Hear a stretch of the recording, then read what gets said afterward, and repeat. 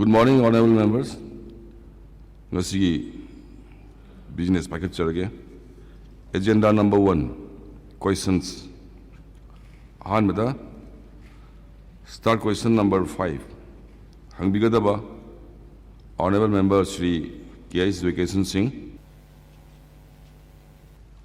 Sir, start question number 5. A. Whether there is any plan to establish and deploy Highway Protection Force in National Highways of Manipur, and B. If so, the time by when it will be established. Pakum Bibigadabana, honorable Chief Minister. Speaker, Sir. Start question number 5. A. Yes. B. As and when the approval from the concerned ministry is received. Honorable Sir, supplementary amendment thamjage Sir. Sarkar ham namakta da koigi ansar A the yes habiganukta Manipur Praja miyamna pamnari ba ama lakani khanbada opposition gi side Sir nungai phungdok chari Sir. Adu Sir, question B gi da answer da as and when approval from the concerned ministry is received habi Sir. Manipur gi da National Highways singda koigi Highway Protection Force thambasi state ki prerogative oidabra center gi approval darkar leibra saraduga akhoi gi Manipur da nungti gi phongwa pau spacing aduga print akhoi electronic media sing sidai da honorable CM na press conference amada akhoi gi parliamentary secretary transport Shri Khasim Basum su yauba matamdugi chief secretary or nabagi su yauba aduga additional secretary home Suresh Babu commissioner transport Lakshmi Kumar Singh pulambak yauba dugu press conference amada center na IRB battalion mari linkhatpagi ayaba pire highway protection force thambagi na amasu pan bigiba haidi masi already yabai mongda aduga amuk for IRB battalion se pin hadat amuk khoigi Imphal da July gi tarik kun gi nungti gi phongba che singda mu honorable leader of the house na highway protection force thamnabagi damakta hana chatharamba police dising manga rongi document result haidokna ba honari amu haiba kitang praja da piba wafam se kitang contradictory oiba haidi IRB mari se sanction tarokanda highway protection force thamdori bra natragana akoigi miyoi lising manga muki koi constable ki recruitment force haido kana thamdori bra se akoi honorable leader of the house city leba ke mapi mapani pi statement se contradictory oiba sa adu masi karam bana chummi bano IRB mari se la kana hangdori bra natragana police ki constable recruitment ki result hangdo tawdri bandu ki clear cut answer am pamje basa adu sir aikoi ki ngasai gi IRB mari se sanction taroktra ba natragana akoi gi constable result se haidok tragadi masigi highway protection force se thambada problem leibra maside sanga doriba force se kyam no adum tang thambiu sir. Speaker, Sir. Kanoni hujiki highway protection si huju su dum tawri huju su tawri adu ming oina madugi dam specially dedicated oina thamri heaven dedicated oina thamba ma changbagi hujik leiba main powers na kona da ba koina government da hajur matam da in principle central government yes Manipur ki hujik oiriba lifeline blockade ki kari tawriba siga hire kanno ki highway protection thambasi maram sai adu highway protection na koina pibadi yaroi maram di national highway gi mayam ama bharat pumbada leirip sigi loina mathang torukani aduna IRB battalion doina create tongnana ba sinsi tawbudabu aikoina madu khar thuna tongnaba tawbiro hana haiba kanda ngasai gi hanagi recruitment koigi manpower shortage le si khange aduna hanagi recruitment chathariba posi ongtang masi haido aduga actually noi krai da kari thamgadabuno kayam watpano du yengaga tawsi en hairpa masidai da hujiki koi area khara identify tawjai mau tapho Tadubi, Maram, Lairo Singh, Karong, Sidi, I loin a pale, the toxic, honorable member Horella, I think I want to copy my Honjag. And a smite of Guna, Hujik lady, Sinam Pram manpower shortage. The Hujik City Quigi mobile guitar to them set by that, mobile guitar to sell the car like the Togo. Other quick counter insurgency and deployed to organize by Army Gumba, Samurai Purgumba Sinayamba, swam the sin later mina. A counter insurgency that's okay effectively deal to Muktabugumba Mitarpa. Aduna Quena Gomena are the Hyrokanda. Canonate Quigi interpretation or printing the slight meaning the Keda Torumbia Duga. Gomengi commitment Igi Worty. Center da ikoina highway protection force ama Manipur ki thamnaba PBU haina hairuba matamda highway protection haina tawbudi yararoi all India ki oina laani noi state ki oina yarbi oiraga taw ana haiba second da masing leitabado noi hujiki hana lawriba kangbu mayam sa hana haido kan madugi award photo pir o haiba haiba point khara sidani thoidongna confusion laibidana bai mayam da through Supplementary Amatanga Tamzage, sir. Husiki clarification, sir. I not Tamzabada, sir. Highway Protection Force it Tambada. Name do the Maming Ameto Ocean. Huzik, Honorable Leader of the House now.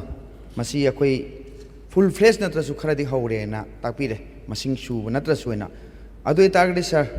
Whoever name do the Ameto Ocean, Maduyam no Izere. Husiki.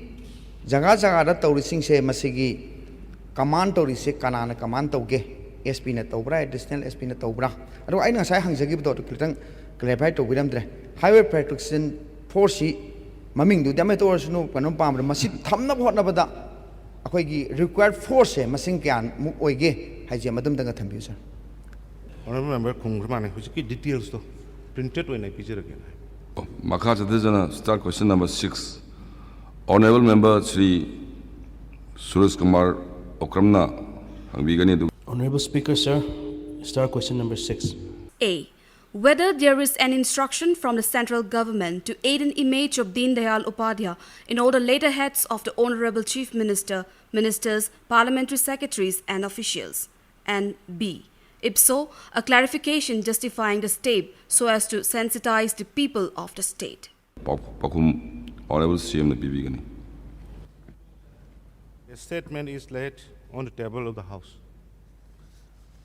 Sir, supplementary question amani katang thamjage. Sir na Deen Dayal Upadhyaya akoi country sigi leader achouba ma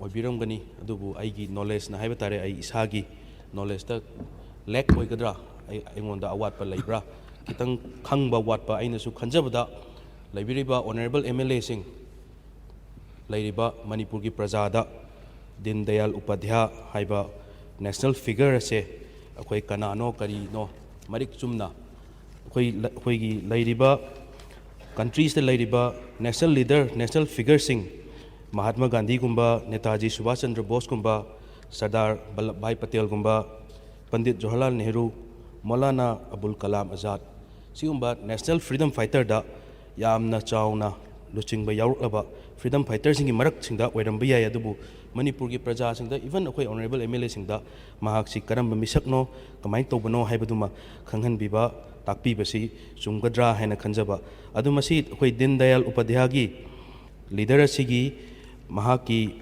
stamp si stationery items sing government gi oiba publication singda happy nabasi India government na mandatory oina state ki any stationery sing publication singda happy gadawne haibagi instruction laibibra aduga khoigi Deen Dayal Upadhyaya sina khoigi state Manipur gi oiba state ta kari kari contribution tawbirame haiba question dumaga aduga akhoi hoi masida karimta yachaningba karimta kaino tawningba leijade koigi nation gi oina yamna chauna mahaki thoughts mahaki ideas sing akoi hawal aliban harol sing sida khanghan bibada kachu yamna kaiba leijade aduda akoi gi state ki leader Singh लेरिबा वीर तिकेंद्रजीत हाइपू जादोनांग रानी गादिनलुंग अखोई नेता इराबोट गुंबा पौना ब्रजबासी गुंबा थंगाल general गुंबा अखोई state की दमकता थवाई कथोगे हाइदना लेग्रबा अखोई state की leader Singh सिगिसु अखोई सिगुंबा स्टाम गुंबा approve तौबिरगा हगोलकलिबा नहारोल सिंगसिदसु अखोई काउग्रबा अखोई स्टेट की लीडर सिंगसे निंगसिंग खुमम मोइना अखोई स्टेट की अखोई ओइरिबा स्टेशनरी सिंग लेटर हेड तब हाइरो मसीसु अखोई implement तौबिबा यागद्रा हाइबा question Daman thank you sir Speaker sir, Pandit Dindayal Upadhyaya से भारत की freedom struggle से many occasions, many issues, many way से नेताजी सुभाष चंद्र बोस ना आज़ाद हिंद फौज लिंखलगा खुलाई पायरगा होए महात्मा गांधी ना सत्याग्रह तौरगा सरा हेलगा मयामदा नॉन वायलेंस मूवमेंट हो कनागुम्बा खरना रिलीजियस मूवमेंट हो कनागुम्बा खरना डिफरेंस वे ऑफ द हो अदुगुम्बा अखोइना टाइम टू टाइम रिवील तौबा ngamdaba khangba ngamdaba लीडर्स मयाम अमा लेबिजान हंदकिसी मागी डिटेल्स वारी अखोई बुकलेट अमसु हाइफेट लेबने अदुबो सिदसु सि लोइना पारगा दे कनो तगुने अदु हाउस दा आई कॉपी तौथोगा आई थमजगे अदु मागी centenary celebration gi amatoba madeda central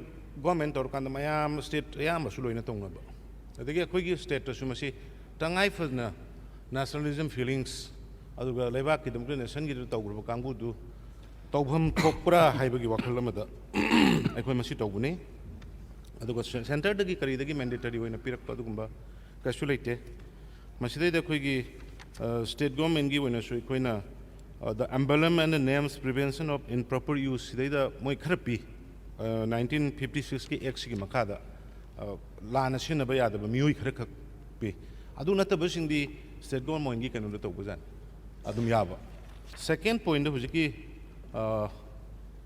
locals or regional haiba po am importance of po ne ekhoi madu gi do ekhoi haugre masi to bu ja even kanu gi british kendra gi ming do or थंगाल की दो एनी फजना याब मयामना dispute लेटब leaders की अखोई मसी तौब याब जाने मोइगे सेलिब्रेशन गुम टाइमिंग लाप कान इवन फुटबॉल टूर्नामेंट गुम तौब याय अदगी इवन अखोई एम्बलम सिंग मागी सेंटेनरी की पेरोड तौब अदुम तौब याब जाने मदुसु अखोई एक्टिवली अखोई कंसीडर तौरी रीजनल की और स्टेट की होइना डिस्प्यूट लेटब लीडर्स सिंग अखोई टाइम टू टाइम मागी मतम लाप कान स्टेट गवर्नमेंट ना तौर कान तौसरायना अखोई अदुसु यंजनजरी अदुगा हुजिकी दुदे प्रिंटेड ओइना डिटेल्स मागी कनो दुदे थमजक sir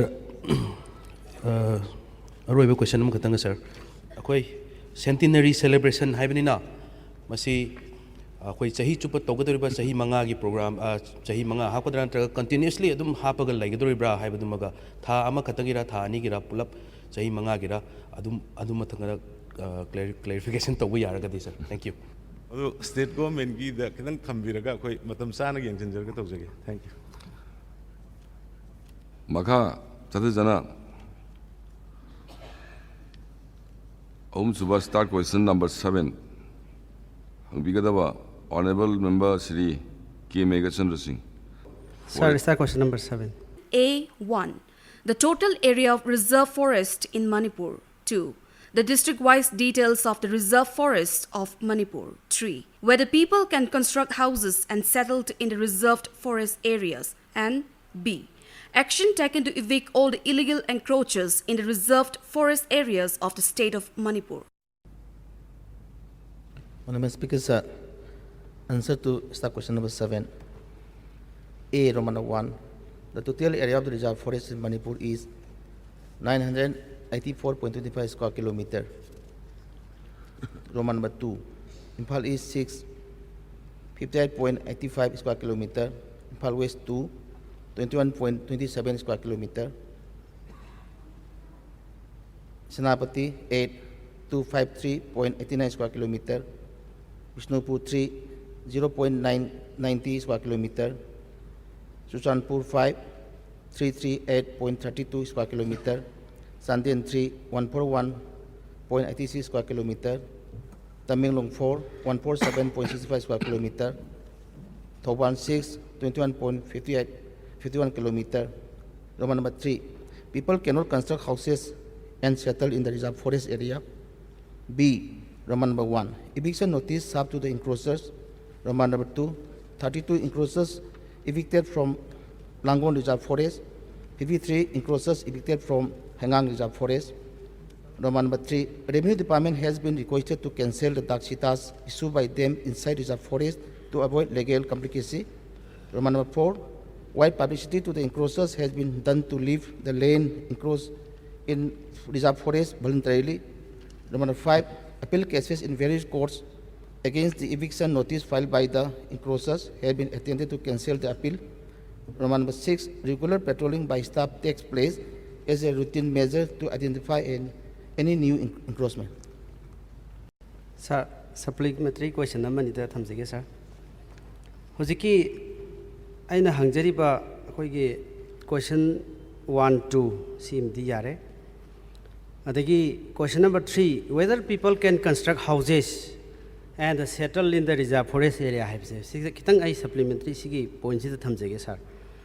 Hojik laiba akoigi reserve forest si masini akoina maru oiba ngasi environment da soklai khole degi laiba reserve forest area singsi fazna maintain tawdab degi mi tasale adagi uwa yan thale aduna maru kanda masida question na maina hangjaningi sidi reserve forest ki area si sidai kari gi mi ta halibno forest department kai tawlai official sing sangoma pan khakta ngai lai bibra reserve forest ya suk yamna sanga ba chahi myam jing reserve forest kokla reserve forest se manghal haibasi mayam am question mayam am laga reserve forest huji khakta eviction notice tawi haibasi what is this mean kari ki damakta eviction notice huji khakta enclosure sing da thari bano aduna maram kanda ngasi leiriba eviction notice enclosure sing da thare haibasi mamang da tha khrabra kayam kuire adagi kaya yamna enclosure sidai sida asuk chawrba manipur gi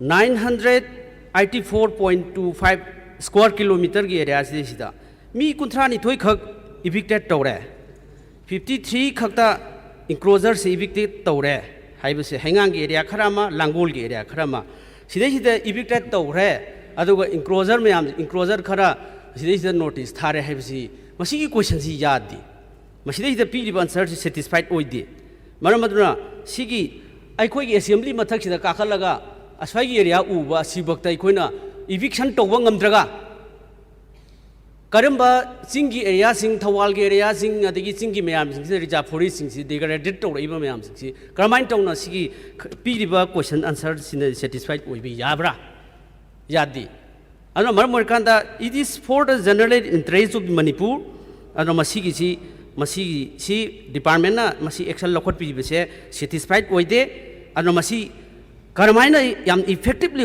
lokhot pi dege question adegi number 6 kida Roman number 6 kida regular patrolling say by the staff takes place as a routine measure hana tawdabra hujikta tawraibra ngasi sohala iba mayam reserve forest area da mi ta salai se kari umukanda akhoi gi chingi chinau singna hai reserve forest area da yum mari mga khak tar kanda lambi sembi dre yum sabi dre haidna government bu bad image ma mayam ma hau gi ba government da hojik ta so tum piri ni reserve forest area da settlement area se zone se khaiduk tabna reserve forest area da kitang phajaba chingdu mam ura kanda mi ta sale adagi masai reserve forest ko thare lambi sembi dre haiba question lae cheng phangdre haiba lae thau phangdre haiba ki su mayam lae to si forest department se fail oire aduna masigi hairiba question je masigi je regular patrolling che masi kari gi hauji khakta paikhalibra han kari gi paikhatribno